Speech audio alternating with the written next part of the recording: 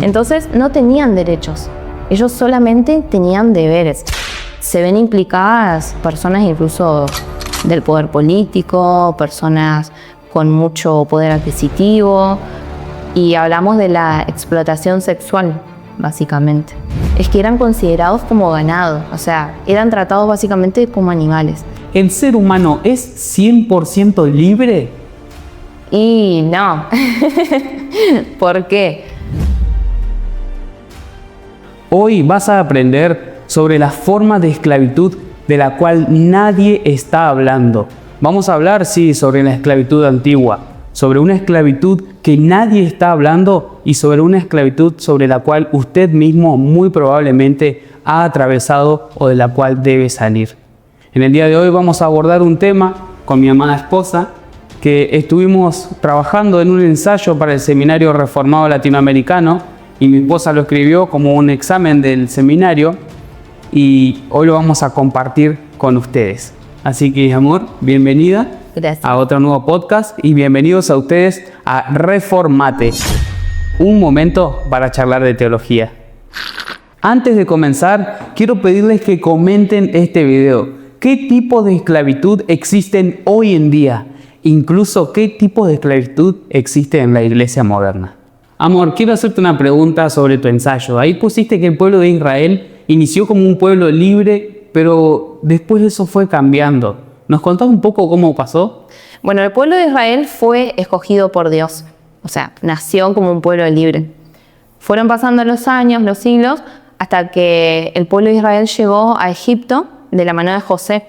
José fue un gobernador que hizo muchas cosas buenas por el pueblo de Israel, al punto que comenzó a ser un pueblo muy próspero, viviendo aún en medio de Egipto. Lo que pasó es que después de la muerte de José, vino otro faraón, vinieron otros gobernantes que no conocían todo lo que él había hecho por el pueblo de Israel. Entonces, Faraón, con miedo a que ellos se subleven en su contra o se organicen como un ejército, ¿qué hace? Decide ponerlos bajo la supervisión de capataces. Entonces, ahí comienza la esclavitud del pueblo de Israel en Egipto. El faraón los empieza a obligar a realizar distintos trabajos forzados, construir ciudades de provisión donde se almacenaba alimentos para el propio faraón, digamos. O sea que por miedo al pueblo de Israel agarró y los esclavizó y puso mano dura, olvidándose que ese pueblo le había servido honrosamente anteriormente a Egipto. ¿Y cómo era ser un esclavo en esa época? ¿Cómo te trataban? ¿Tenías unos ciertos derechos, algo de dignidad? No, de hecho no. Y quiero leer una cita de Jeffrey Mooney, que es un teólogo en el que me basé bastante para armar este ensayo, que él describe la esclavitud en el antiguo cercano oriente como una forma extrema de dependencia personal y coacción extraeconómica. O sea, los esclavos fueron deshumanizados en un grado muy fuerte, al punto de que no tenían medios para la movilidad, dice el autor, producción económica personal, y yo creo que lo peor, como indica este teólogo, es que se consideraban como una cosa que podían comprar, poseer y vender sus amos. Entonces no tenían derechos, ellos solamente tenían deberes. Y una de las cosas que me sonó muy fuerte que dice este teólogo es que eran considerados como ganado, o sea, eran tratados básicamente como animales. Entonces eran sometidos a trabajos forzosos, como te decía, construcción de ciudades, elaboración de ladrillos, por ejemplo, bajo condiciones climáticas extremas incluso. Entonces era una situación bastante fuerte. Imagínate que el pueblo de Israel, de ser un pueblo libre, viviendo en Egipto, de repente se ven sometidos. Con todos los favores del faraón encima. Exactamente. O sea, perdieron todos esos privilegios, por así decirlo, que habían tenido antes. Sí. ¿Y Dios cómo responde a esto? ¿Él instituye algo, alguna norma? ¿Fue la voluntad de Dios que existan esclavos? Y de algún modo podríamos decirlo que sí. O sea, fue la voluntad de Dios, por supuesto, porque nada escapa a la soberanía de Dios. Quizás en ese momento el pueblo de Israel no lo podía ver de esa manera, y como si nosotros también de un día para el otro somos sometidos a la esclavitud, nos vamos a entender y decir, wow, qué buena la voluntad de Dios, porque sería la voluntad permisiva de Dios. exactamente. Y dice la palabra de Dios que el pueblo le rogaba que por favor los sacara de esa esclavitud, y Dios respondió, bueno, como conocemos, ¿no?, la historia del Éxodo, cuando ellos salen de Egipto, transitan hasta llegar al monte Sinaí, donde Dios, además de entregarle los 10 mandamientos, también les da otro tipo de regulaciones. Y entre esas regulaciones estaban las legislaciones esclavistas. Y ahí es como que cambia el paradigma. Legislaciones esclavistas escritas aproximadamente 1400 años antes de Cristo. Antes de Cristo, sí. Es un avance, pero impresionante. Sí, es un montón. Y entre esas legislaciones esclavistas, digamos, la premisa fundamental, lo que ellos tenían que entender era que eran un pueblo libre, ¿sí? Eran un pueblo llamado a la libertad. Ya no estaban sometidos a la esclavitud que estuvieron sometidos en Egipto. Entonces, si bien no se abolió completamente la esclavitud, de alguna manera seguía existiendo, pero Dios les da estas leyes, estas regulaciones, para que no estén sometidos a la manera en la que estaban sometidos en Egipto. ¿Había alguna legislación en particular sobre eso? Sí, además de, como te decía recién, de que ellos tenían que saberse libres como pueblo y como personas de manera individual, había una puntual que involucraba a todo el pueblo y que se llamaba el año del jubileo, que, para resumirlo, vamos a decirlo, era como un año sabático, donde la tierra tenía que reposar de todo el trabajo que se venía realizando, y las personas también tenían que reposar de todo el trabajo que se venía realizando, y específicamente en relación a los esclavos, era un año donde se daba libertad a aquellas personas que incluso se habían vendido como esclavos para pagar deudas, por ejemplo, donde las propiedades volvían a sus dueños originales porque se tenían que vender para pagar alguna deuda también. Entonces, en eso consistía el año del jubileo. Era un año de liberación, como un año de descanso para las personas y para la tierra, y una manera en la que Dios también le quería mostrar a Israel: bueno, ustedes ya no están sometidos a la esclavitud como estaban sometidos en Egipto. Ustedes son un pueblo libre, son un pueblo escogido por Dios, o sea, por mí, por el Señor. Entonces yo los llamo a esta libertad. Y ellos también tenían que liberar a los esclavos. Ellos tenían que liberar. Los hebreos también podían adquirir esclavos, ya sea por deuda o por otras cosas. Y en ese año Dios establece esta ley para que liberen a los esclavos. Esto es un avance que no tiene comparación con ningún otro en la historia de la humanidad. Sí, porque así como antes en el antiguo cercano oriente no había posibilidad de pensar en el abolicionismo, es decir, de que dejase de existir la esclavitud, ahora Dios les está diciendo: sí, hay manera, y yo les estoy dando una forma práctica, una solución práctica a este problema. Volviendo un poco a la parte de la voluntad de Dios, y antes de pasar al siguiente punto, entonces la voluntad de Dios permisiva era: Dios no aplaude la esclavitud, Dios no se agrada en la esclavitud, pero la permite. Incluso al permitirla, Él no se agrada, de nuevo remarco esto, pero la permite como parte de su gobierno, de su decreto, ¿no? Pero también está la voluntad preceptiva, que es la de sus preceptos, la de su escritura, donde Él manda que se libere a los esclavos. Entonces, Dios no se agrada de la esclavitud y da normas para que ya no siga la esclavitud. Esto es un avance hermoso en la historia de la humanidad, que hoy en día no se concibe la esclavitud como se la concebía antes. Pero hay una pregunta que me estaba sonando en esto cuando te escuchaba, y era: ¿hay una esclavitud peor, que te agarren como esclavo y te pongan a trabajar para otro? Sí, la verdad que sí. Es muy fuerte lo que le pasó al pueblo de Israel, y bueno, a un montón de naciones también a lo largo de la historia, sometidos a la esclavitud física. Pero la peor, y para toda la humanidad, es la esclavitud a la que todos como raza humana estamos sometidos, al pecado. ¿Sí? La esclavitud al pecado es la peor, sin desmerecer el sufrimiento de la esclavitud física, obviamente.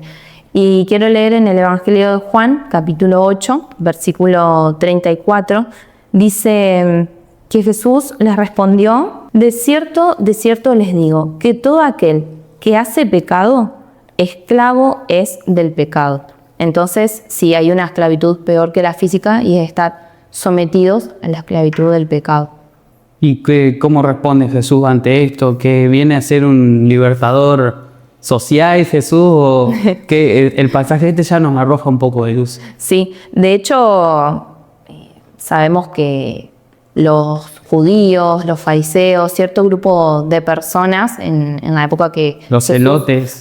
en que él comenzó su ministerio, ellos estaban esperando, estaban a la expectativa de un liberador nacional, digamos, que venga con fuerza, con su imperio, a imponerse sobre el gobierno romano que era en ese momento. Pero Jesús... O sea, eran los egipcios, ahora eran los Claro, romanos. sí. Entonces Jesús viene desde otro lado, no solamente a liberarlos físicamente, sino que espiritualmente. Y en eso estamos todos sometidos a la esclavitud del pecado. De alguna forma, a la mentira, sometidos al trabajo muchas veces, a la esclavitud de la pornografía, de estar, no sé, más abocados a las redes sociales o a una persona, al cuerpo mismo hoy en día, ¿no? Que hay gimnasio por todos lados, haces 2 pasos, 2 cuadras y hay un gimnasio. Entonces hay muchas formas en que la esclavitud se manifiesta hoy en día pecaminosamente en el corazón de las personas. Y además también nos dice el apóstol Pablo en Romanos 3:23, pasaje muy conocido, que todos pecaron y están destituidos de la gloria de Dios. Entonces, creo que esa es la consecuencia más fatal de estar sometidos a la esclavitud del pecado, estar destituidos, estar separados de la gloria de Dios y de todas sus bendiciones, de todos sus favores, de su salvación, de su Hijo mismo. Ahora, cuando se habla de libertad, es un concepto muy amplio el de libertad. Recién decía, Jesús no nos vino a salvar, si bien nos viene a salvar de la esclavitud de nuestros pecados, también físicamente, porque un día vamos a ser glorificados, dice la palabra de Dios, vamos a tener cuerpos que no estén sujetos a vanidad como el que tenemos ahora, ni el pecado va a habitar en nosotros. Sí. Entonces va a haber también una liberación física y va a ser cielo nuevo y tierra nueva, pero cuando se habla de libertad, y es un concepto muy manoseado también en la libertad hoy en día, nosotros acá en Argentina tenemos un presidente libertario y en nombre de la libertad se hacen cosas buenas y cosas malas, no estoy a favor ni en contra, pero una pregunta que es importante responder, ¿el ser humano es 100% libre? Y no. ¿Por qué? Porque Jesús vino a liberarnos de la esclavitud al pecado.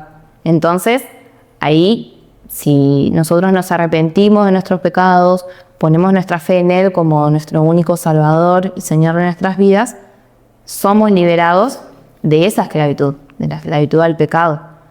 Pero nos convertimos en esclavos de Cristo. Eso nos gusta escuchar muchas veces. Claro. Entonces, pero esta esclavitud... Algunos dicen, no, siervo de Cristo. La palabra doulos Es la misma. en griego es siervo, esclavo. Es que el ser humano no es Dios, no tiene una libertad absoluta como la de Dios. La diferencia está en que nosotros a Cristo nos entregamos voluntariamente. Entonces, en respuesta de gratitud y adoración, es que entregamos nuestra vida en servicio a Él. Y esa es la gran diferencia. Y aparte, otra gran diferencia con la esclavitud al pecado es que Cristo nos otorga todas las bendiciones que Él ganó por haber vivido una vida perfecta, realiza ese intercambio glorioso, como decimos, con nosotros. Como dice la canción de la Como dice la canción de la Ivy. Entonces, Él nos otorga eso y por más que en la vida cristiana tengamos dificultades, pasemos por momentos difíciles, porque obviamente no vamos a decir que es una vida color de rosas, el resultado final, por así decirlo, es diferente que si seguimos sometidos al pecado. Porque si seguimos en esa esclavitud al pecado, nuestro destino va a ser el infierno. En cambio, con Cristo, nuestro destino es la vida eterna, el cielo, vivir una vida eterna con Él, en su presencia. Entonces creo que esas diferencias son fundamentales para tener en cuenta también. antes de pasar al último punto, me estaba acordando de algo que leímos en el material que nos dieron para el seminario, que decía que cuando venía el año del jubileo, algunos esclavos podían decidir libremente si ellos querían quedarse con sus amos. Sí. Y si ellos voluntariamente decidían quedarse con sus amos, ya no se quedaban en una esclavitud forzada o simplemente por el dinero que recibían a cambio de sus trabajos, sino que se le hacía una marca en la oreja, se le horadaba la oreja, Sí. y ellos quedaban por amor con sus amos. Yo creo que ese es el tipo de esclavitud a que nosotros nos sometemos a Cristo. Somos liberados de la esclavitud del pecado, pero nos sometemos ahora a Cristo, a su yugo, que es liviano, que es agradable, por amor a Él, y nos hacemos sus siervos. Sí. Y ahí sí podemos decir que por amor somos esclavos de Cristo. Sí, tal cual. Y me haces recordar que un punto importante de mi ensayo también es mostrar cómo el año del jubileo era un tipo o una sombra de Cristo. ¿Cómo es? ¿Qué significa un tipo de Cristo? Un tipo de Cristo podemos definirlo como todos aquellos eventos o incluso personas del Antiguo Testamento que por sus características apuntaban a un cumplimiento superior y perfecto, definitivo, que es la persona y la obra de Cristo. O sea que en el Antiguo Testamento eso ya estaba señalando a Jesús más adelante. Exactamente. El año del jubileo era como una solución práctica a algo que estaba sucediendo ahí en ese momento.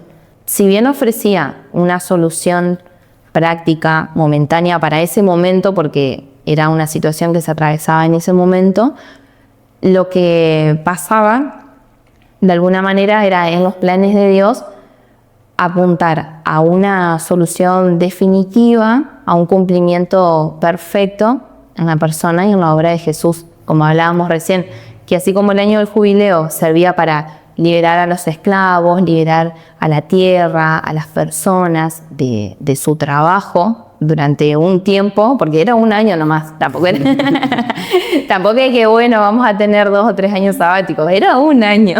¿No era Argentina? No, era un año de descanso, pero eso apuntaba a que Cristo iba a venir y con su vida, con su muerte, con su resurrección y su ascensión nuevamente, Él iba a traer libertad, como dice el profeta Isaías, a los cautivos, a dar vista a los ciegos, a liberar a los oprimidos, a proclamar el año agradable del Señor. ¿Sí? Esos tiempos de refrigerio, que también se mencionan en el Nuevo Testamento, fueron cumplidos por Cristo. Entonces, volvemos a decir, Cristo nos ofrece una libertad completa, eterna y espiritual, que es mucho más profunda y mucho más perfecta que solamente una libertad física. Entonces, de esa manera, el jubileo apuntaba a Jesús. El jubileo era un reposo y una libertad momentánea, pero apuntaban a un reposo y una libertad verdadera y eterna. Y eso era la esclavitud de esa época, ¿no? Sí. Hoy en día, ¿qué tipo de esclavitud podemos ver? Ya mencionaste un poco algunas. ¿Qué podemos hablar sobre esclavitud en la actualidad y sobre el tema que también convoca el ensayo que escribiste?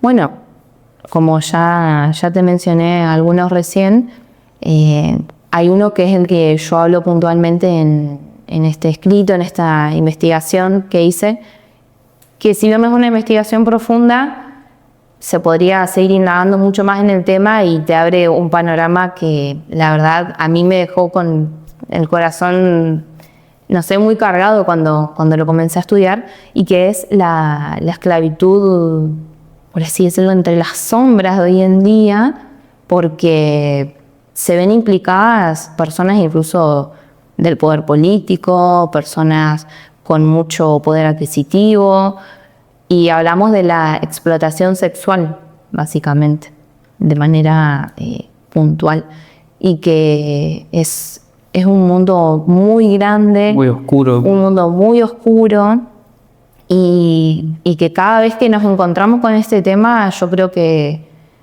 nos choca mucho, y me parece que es porque no llegamos a dimensionar todo lo que hay detrás. ¿Por qué Jesús y el cristianismo con Jesús como libertador es la mejor solución para este problema. Esta respuesta que te voy a dar es un poco quizás polémica, porque Jesús viene a ofrecer libertad y salvación a las personas que son víctimas de la explotación sexual y de este mercado oscuro que estamos mencionando, pero también para la persona que es victimaria. Y quizás muchos van a decir, ay no, pero ellos se merecen el castigo, se merecen el juicio de Dios. Y es cierto, sí. Por eso yo digo que quizás es un poco polémica la respuesta, pero la palabra de Dios nos dice que Jesús vino a ofrecer a todos la oportunidad de arrepentirse y de poner su confianza y su fe en Él como Salvador. Entonces, ¿por qué el cristianismo o Jesús mismo ofrece una solución completa? Porque lo ofrece para aquellos que están sufriendo por vergüenza, por dolor, por ser ultrajados, por haber sido despojados de toda su dignidad humana, ¿sí? Como portadores de la imagen de Dios, pero también a aquellos que están sumergidos en ese pecado tan grave y que sí, si no se arrepienten van a ser enjuiciados por Dios, van a ser sometidos a un castigo eterno. Pero Jesús ofrece la solución y la salida para ambas partes. Ahora, es difícil hablar esto e incómodo. Sí. Pero una persona que fue ultrajada de manera tan horrible, lamentablemente, esa persona, al ser víctima, también se convierte en victimario. Sí, ¿En qué sentido? Sí. Porque sufrió mucho y ese sufrimiento le trae rencor, odio hacia las personas, falta de perdón. Obviamente es la víctima en esta parte y necesita el reposo de Cristo, necesita el descanso que hay en Cristo, pero también la liberación de la esclavitud del pecado. El victimario que merece el infierno también necesita la liberación de su avaricia, de su codicia, de su falta de amor hacia las personas, de su odio hacia las personas también, y ser librado de la ira de Dios. Sí. Ahora, ese victimario produce en la víctima también más pecado, porque en sí todos nacemos ya hijos de ira. Nacemos merecedores del castigo de Dios, porque pecamos porque somos pecadores. Sí. O sea, ya el pecado forma parte de nuestra naturaleza. Y cuando alguien recibe un maltrato como el que puede recibir una persona que está en este mercado, en la trata de personas, en un mercado tan oscuro, alimenta el pecado de su corazón y comienza a pecar. Sí. Incluso algunos terminan abusando muchas veces de otras personas porque se han criado en ese ambiente de distorsión sexual. Sí. Yo creo que un punto importante también es entender el perdón de Dios, que es súper difícil, volvemos a decirlo, y sin desmerecer el sufrimiento de las víctimas y el maltrato y todo lo que conlleva estar sometidos en este mercado tan oscuro, en esta trata. Pero así como el pueblo de Dios, Israel en su momento, en el año del jubileo, recordó cómo Dios los sacó de Egipto, ellos tenían que liberar a sus esclavos. Entonces, hoy en día, cualquier persona, no solamente los que están sometidos en este tipo de esclavitud, sino que cualquier persona que ha recibido el perdón de Dios también debe otorgar ese perdón a la persona que sea, digamos, por la situación que sea, porque, como vos decías recién, todos somos pecadores, todos merecemos la ira de Dios, el castigo, pero Cristo lo recibió por nosotros y Él nos entregó esa salvación, ese perdón, y lo hizo por amor. Entonces, al haber recibido nosotros ese amor y ese perdón, también estamos en obligación, por así decirlo, de entregarlo a los demás.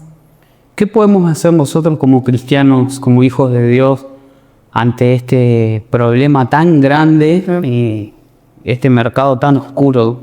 ¿Cómo podemos responder? Primeramente desde el Evangelio y después con acciones prácticas.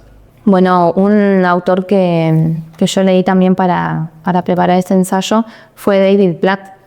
que él en su libro Contracultura aborda un capítulo específico sobre este tema, y él dice que para un problema tan complejo no podemos dar soluciones simples, pero que el Evangelio es la respuesta más contundente. Y él dice, bueno, puede sonar como que, bueno, el Evangelio y así nomás, pero no, el Evangelio es muy profundo. Entonces, una de las soluciones, la primera y la principal, es el Evangelio, ¿sí? Compartir con las personas esto que Jesús vino, vivió una vida perfecta, murió, resucitó, lo hizo por amor, nos otorga el perdón de nuestros pecados si nosotros nos arrepentimos y ponemos su fe en Él. Entonces, eso como base.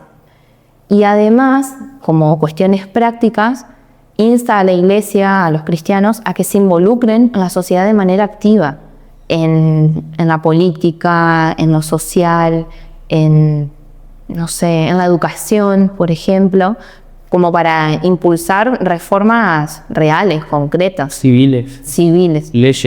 Leyes, por ejemplo, sí. Entonces, ese tipo presionar a los políticos, ya sea desde dentro de la política o como civiles nosotros, con nuestros votos, con nuestras declaraciones públicas, para que se haga algo en contra de la trata de personas. Sí, tal cual. Y muchas personas que tienen el privilegio, por así decirlo, de ocupar algún cargo, un cargo político, ¿sí? Desde ese lugar poder aportar su granito de arena, ¿sí? Y no convertirse quizás en uno más del montón, que bueno, que vamos para... cómplices. Sí, vamos para donde van todos y no hacemos nada. Y no solamente estar en una función pública, sino que cada uno desde nuestro lugar de trabajo, como docentes, en el aula, incluso maltrato infantil, aunque no sea trata de personas específicamente, o abusos sexuales en los niños, es una gran oportunidad para involucrarse y para desde ahí también aportar alguna solución para la vida de ese niño y para todo su entorno. Primeramente predicando el Evangelio y anunciando la liberación de la esclavitud de pecado, lo cual no quita las consecuencias de la paga en este mundo y bajo el juicio que Dios ha puesto por medio de los hombres en esta tierra, pero extendiendo el Evangelio de Cristo y involucrándonos de manera activa, sí. Y por supuesto desde la oración. Sí, también. Muchas gracias por habernos acompañado. Dejarnos tus comentarios sobre las impresiones, tu opinión sobre este tema tan complejo y que da para mucho más, pero hoy queremos dejarlo acá. Si hay algún tema que querés que conversemos más adelante, también dejarlo en los comentarios y compartí si te fue de edificación. Gracias.